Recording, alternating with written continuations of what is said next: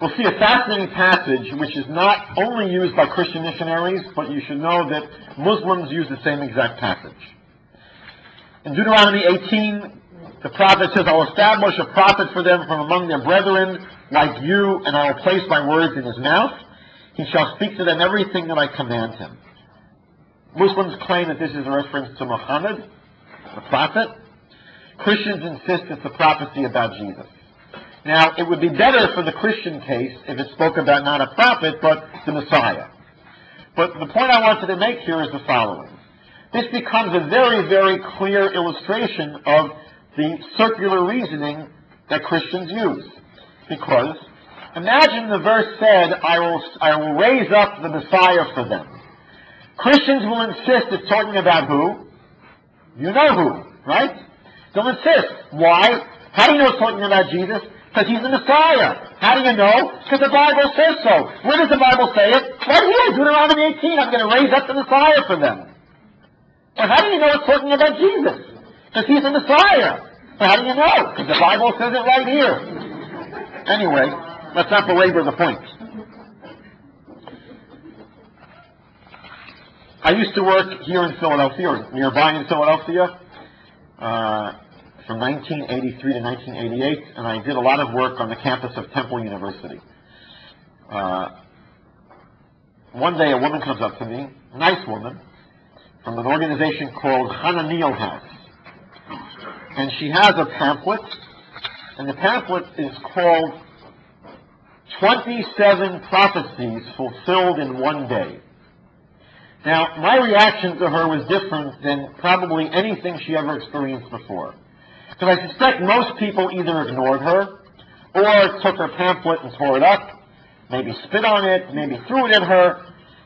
So I looked at her pamphlet and I said, this looks very interesting. Can we study it together? She was totally unprepared for that. You want to study this with me? I said, yes, it looks very interesting.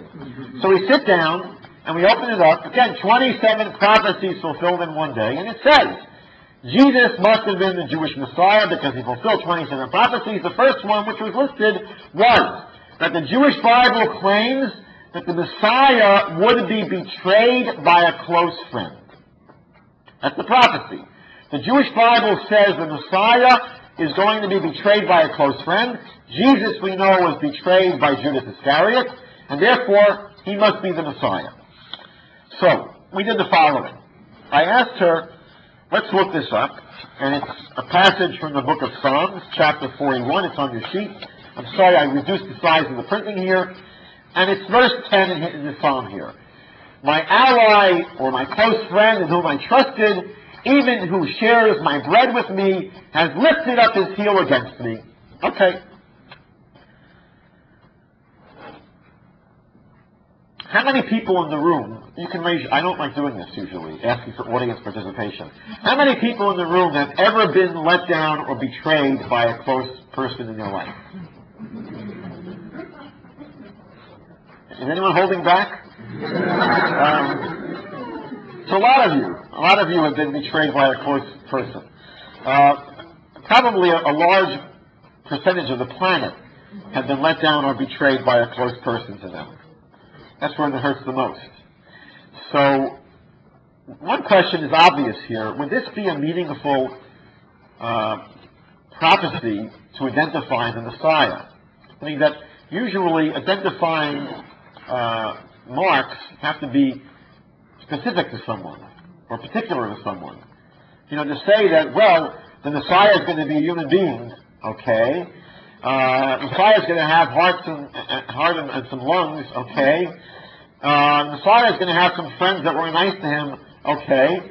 So, it's a very strange thing for the Bible to tell us that we'll be able to know who the Messiah is because he'll be betrayed by some close people.